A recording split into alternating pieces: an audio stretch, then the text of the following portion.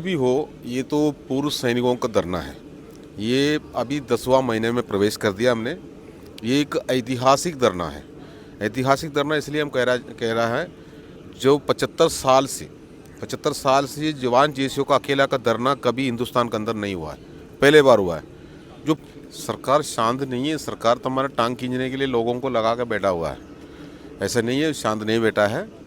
जो अभी तो खुफिया विभाग से लेकर हर जगह से जो भागदौड़ चल रहा है, हमें डिटेल जोखिम बता एक ही बराबर होना चाहिए। 5,200 दे रहा है तो अफसरों को भी 5,200 होना चाहिए। अगर उनको 15,500 दे रहा है तो जवान को भी 15,500 होना चाहिए। अगर सरकार के पास पैसा नहीं है तो उनसे वापस ले लो, 5,200 कर दो। हमारा यही सिंपल सी मांग है।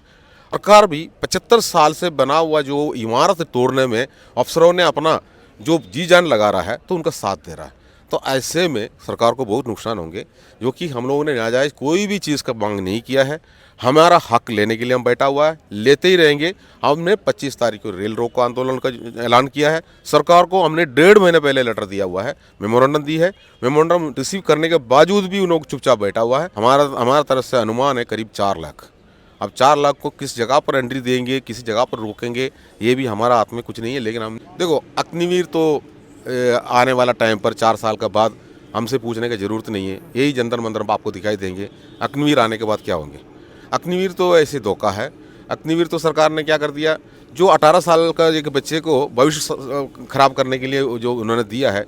नमस्कार, द सोशल न्यूज में आप स्वागत है। आप देख रहे हैं कि सैनिक 275 दिन से धरने पर बैठे हैं। सरकार क्यों शांत है, अभी तक क्यों कुछ नहीं कर रही है? क्या लग रहा है आपको? सरकार शांत नहीं है, सरकार तो हमारा टांग खींचने के लिए लोगों को लगा कर बैठा हुआ है। ऐसा नहीं है, शांत नहीं बैठा है।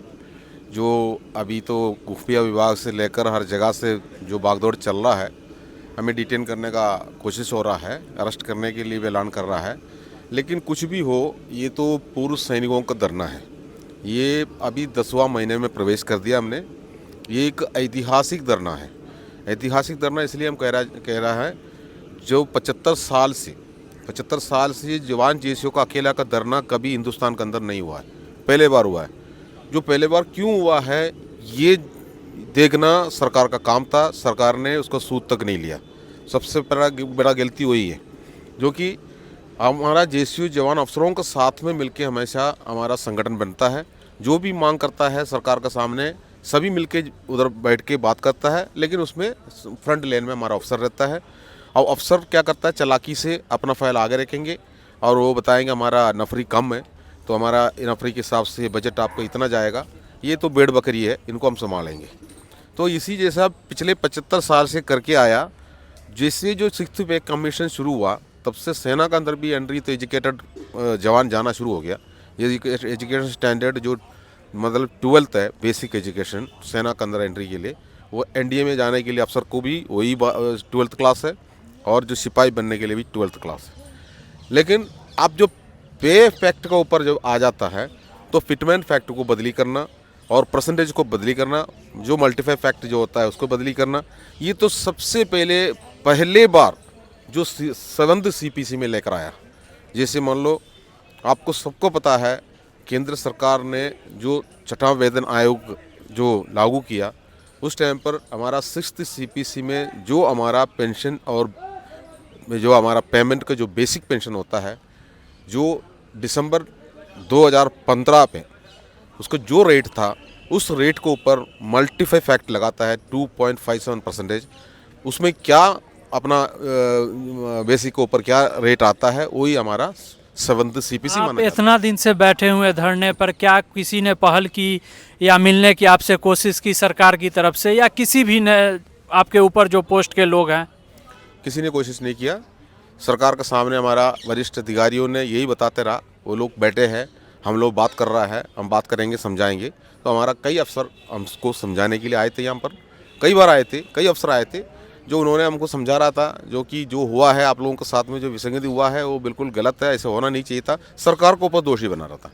लेकिन सरकार को और दोषी हम नहीं बनाने देंगे, जो कि सरकार के सामने चालाकी से इन्होंने जो रखा गया है। मैं आपको एक बात बताऊं, एक जोखिम पता होता है, जो हमारा जो जेसीओ हो, जवान हो या मन्नस हो, कोई भी हो, जोखिम पता एक ही बराबर होता है।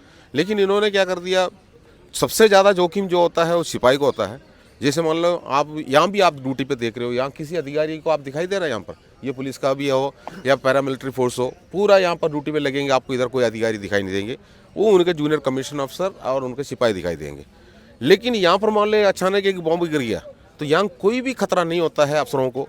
अगर अफसर इधर आता है तो वहाँ से यही दल उनका साथ में सुरक्षा देते हुए यहाँ पर लेकर आएंगे, उसी जैसे उसको वापस ले जाएंगे। यही इससे भी ज़्यादा जो खतरा होता है सेना के अंदर, वहाँ भी अफसरों के साथ में इसी जैसा जो उनको खतरा एरिया पे इसी जैसा अचानक वो खतरा एरिया में खड़ा नहीं होता। लेकिन जोखिम बता देने वाला बात आ गया, सबसे बड़ा जोखिम उनको है। अब उनको दे दिया, हमारा एक मिलिट्री सर्विस पे है 15,500 रुपये और जो जवान को दे दिया 5,200 रुपये। तो इसके ऊपर हम सवाल उठाया जो कि जोखिम बता एक ही बराबर होना चाहिए। 5,200 दे रहा है तो अफसरों को भी 5,200 होना चाहिए। अगर उनको 15,500 दे रहा है तो जवान को भी 15,500 होना चाहिए। अगर सरकार के पास पैसा नहीं है तो उनसे वापस ले लो, 5,200 कर दो। हमारा यही सिंपल सी मांग है। अब इन्होंने चालाकी से क्या कर दिया, एक अफसर कैटेगरी में आता है हमारा मिलिट्री नर्सिंग सर्विस। तो मिलिट्री नर्सिंग सर्विस जो है वो हॉस्पिटलों में रहता है, उनके पास अपना नाम पर कोई बंदूक तक नहीं है और उसके नाम पर आर्म्स कोत नहीं है, वो कम्बाट नहीं है, लड़ाई नहीं लड़ना है, वो खतरा में है। उसको 10,500 कर दिया। जैसे 5,200 रुपये सब उठा के उनको 10,000 जो 500 रुपये कर 10,800 कर दिया। तो ये जो किया तो ये सब गवर्नमेंट ने बैठ के नहीं किया, ये हमारा वरिष्ठ अधिकारियों ने जाके उनका पास फाइल रख के कराया गया है। ये कैटेगरी अफसर कैटेगरी के लिए नहीं है, जोखिम के लिए किया गया है। तो लेकिन असली जोखिम वालों को उन्होंने धोखा दिया। सरकार तो बहुत ऐसे दावे करती है कि हम सेना को बहुत कुछ दे रहे हैं और बहुत फैसिलिटी दी जा रही है जो बाकी गवर्नमेंट में जॉब में है वो उस तरह का नहीं है जिस तरह के सेना को मिलती है। बिल्कुल सही बोल रहा है। जो हमारा माननीय प्रधानमंत्री जी ने 65,000 करोड़ भी बताया, 70 भी बताया, 90 भी बताया। लेकिन हमें अगर मिला होने से हम यहाँ थोड़ी बैठना। लेकिन एक बात है, जो हमने विसंगति का लिस्ट दिया है, अब उन्होंने ये बोल दिया ये पैसा देने वाला जो हमारा का हिसाब बताया दिया, तो फिर हमने विसंगति के लिस्ट को देखने के लिए, जांचने के लिए हम जुडिशरी कमेटी की मांग कर दी। अब जुडिशरी कमेटी में कौन सा पैसा का खर्चा होता है, रिटायर्ड सुप्रीम कोर्ट का जज चाहिए, 3 महीने का कार्यकाल के लिए चाहिए। तो उसके ऊपर अगर 3 महीने उनको देने के लिए, तनख्वाह देने के लिए पैसा नहीं है, हमारा पेंशन से ही काटो ना, उनको पेमेंट करो, ऐसा कोई दिक्कत नहीं है। लेकिन ये भी देने के लिए सरकार तैयार नहीं है। तो इसका मतलब यही है, सरकार भी 75 साल से बना हुआ जो इमारत तोड़ने में अफसरों ने अपना जो जी जान लगा रहा है तो उनका साथ दे रहा है। तो ऐसे में सरकार को बहुत नुकसान होंगे, जो कि हम लोगों ने नाजायज़ कोई भी चीज़ का मांग नहीं किया है। हमारा हक लेने के लिए हम बैठा हुआ है, लेते ही रहेंगे। हमने 25 तारीख को रेल रोको आंदोलन का ऐलान किया है। सरकार को हमने 1.5 महीने पहले लेटर दिया हुआ है, मेमोरेंडम दी है। मेमोरेंडम रिसीव करने के बावजूद भी उन लोग चुपचाप बैठा हुआ है। तो हम लोगों ने सारे रणनीति तैयार कर दिया, जो लड़ो मरो जो भी है। जो हम देखो फौज के अंदर भी हमको यही सिखाया है, अगर मान लो हमारा घर पे कोई भी प्रॉब्लम्स होता है, हम बैठा है भी होगा घर पे, जो कोई भी एक छोटा सा एक ट्रेनिंग भी अगर होता है, अगर कोई बाढ़ भी होता है तो हमको रिकॉल किया जाता है, हमें अपना जगह से हमारा काम छोड़कर भाग के आना पड़ता है। तो इसी जैसा रेल रोको आंदोलन आप कर रहे हैं 25 तारीख को, तो क्या लग रहा है कि सरकार क्या आपकी इस तरह से बात सुन सकती है, या आप कितनी भीड़ जमा कर सकते हैं? भीड़ बहुत आएंगी। भीड़ हमारा तरफ से अनुमान है करीब 4 लाख। अब 4 लाख को किस जगह पर एंट्री देंगे, किसी जगह पर रोकेंगे, ये भी हमारा हाथ में कुछ नहीं है। लेकिन हमने हमारा अजमेर गेट जो है वहाँ से हमने जगह देखा है और अपना जगह मोहर किया हुआ है। वहाँ पर आम पब्लिक भी रहता है। स्टेशन के अंदर तो हम नहीं घुसेंगे, इसलिए नहीं घुसेंगे, हम तो पूर्व सैनिक हैं। हम सरकार का नुकसान नहीं चाहता है, हम आम पब्लिक का भी कोई भी परेशानी नहीं चाहता है। हम उनका सेवा करेंगे, लेकिन हमने ट्रेनिंग लिए, शब्द हमने जो कसम खाया हुआ है, इसलिए हम कोई भी ऐसा कोई नुकसान नहीं करेंगे। लेकिन सरकार का हाथ में अभी भी काम है। टांग खींचना बंद कर दो, वरिष्ठ अधिकारियों का बात सुनना बंद कर दो। चुपचाप हमारे लिए जो हमने जो जुडिशरी कमेटी मांगा है, जुडिशरी कमेटी दे दो। जुडिशरी कमेटी के सामने हमारा विसंगति हम बताएंगे और अफसर को जो भी विसंगति बताना है अफसर अपना तरह से बताएगा। हम जुडिशरी कमेटी को भरोसा कर रहा हूँ, ना हम सरकार को भरोसा करेंगे, ना हमने वरिष्ठ अधिकारी को भरोसा करेंगे। OROP आता है, OROP 2 आता है, तो उसमें क्या फ़ायदा हुआ आप लोग को? देखो, OROP 2 जैसे निकल के आया, उसी के अंदर जैसे हमारा पहले से कानून बना हुआ है, जो उसी हिसाब से हम कम उम्र में आता है, तो ये OROP हमारे लिए लागू होता है। कम उम्र में हम नहीं आ रहा है। सेना में युवा चाहिए, जवान कहा जाता है। आपको सबको पता है जवान किस लिए कहा जाता है। लड़ने के लिए 60 साल का उम्र तक उसमें नौकरी नहीं कर सकता है। अफसर रह सकता है, हम नहीं रह सकता है। तो हमारा में अगर 100 रिक्रूट अगर एंट्री होकर अंदर चले जाता है तो उसमें 90 आदमी जो 15 साल में निकल के चले जाएंगे, बाकी 10 आदमी का प्रमोशन होता है। वो आगे का जो कुछ प्रमोशंस है, नायक हवलदार और सूबेदार मेजर ऑर्डिनरी कैप्टन तक, वो 10% वैकेंसी होता है। वो भी 50 की उम्र तक वो भी निकल के चले जाएंगे। तो ऐसे में क्या है, हमारा सामने दूसरा एक पुनर्वास का नौकरी का भी एक ऑप्शन है, लेकिन नहीं हो पाता। वहाँ पर भी जाने के बाद भी हमको किसी का पीछे हाथ पैर जोड़ के ही कुछ ना कुछ मिलेगा, नहीं तो हमने जो कमा के आया हुआ है उसी को देके रिश्वत देके नौकरी लेना पड़ेगा। अग्निवीर योजना जो आई उससे क्या सेना में फ़ायदा हुआ या नुकसान हुआ? देखो, अग्निवीर तो आने वाला टाइम पर 4 साल के बाद हमसे पूछने की ज़रूरत नहीं है, यही जंतर मंतर आपको दिखाई देंगे अग्निवीर आने के बाद क्या होंगे। अग्निवीर तो ऐसे धोखा है। अग्निवीर तो सरकार ने क्या कर दिया, जो 18 साल का एक बच्चे को भविष्य खराब करने के लिए जो उन्होंने दिया है, वो 22 साल की उम्र में वापस आ जाता है। सेना का रूल के हिसाब से 25 साल के पहले शादी भी नहीं कर सकता है। अब ये अग्निवीर में मैंने नौकरी किया है 4 साल, अब मेरे को महीने महीने में ये तनख्वाह मिला है, आते टाइम मेरे को 12 लाख मिला है करके किसी के घर पे जाने को कोई रिश्ता भी नहीं जोड़ने देंगे उसको, तो उनको भविष्य खराब किया है। और उनको ज़िंदगी भर के उनको ज़िंदगी भर के उनको भिखारी बना दिया। किसी जो युवा वो पढ़ने वाला उम्र में ले जाकर उसके अंदर घुस गया। अगर मान लो उसका अगर परमानेंट नौकरी रहता है, उनका अपना तजुर्बा दिखाने के लिए वहाँ मौका मिलता है, तो वो 60 साल की उम्र तक, या हमारा फौज का जो उसूल के हिसाब से जो 50 की उम्र तक भी वो नौकरी करके आ सकता है, बच्चे पाल सकता है। जैसे सरकार क्या ने कहा कि अग्निवीर योजना है, बेरोजगार को रोजगार मिलेगा और 4 साल की नौकरी, उसमें 25% को नौकरी दी जाएगी और जो बाकी लोग को रिटायरमेंट के बाद एक बिजनेस का स्रोत का रास्ता नज़र आएगा। 12 लाख 11 लाख जो भी मिलता है, जो भी सरकार देती है। रेगुलर आर्मी से एक महीने में 6000 आदमी पेंशन होता है। मैं अभी बता रहा हूँ, हम लोग का कैटेगरी बता रहा हूँ।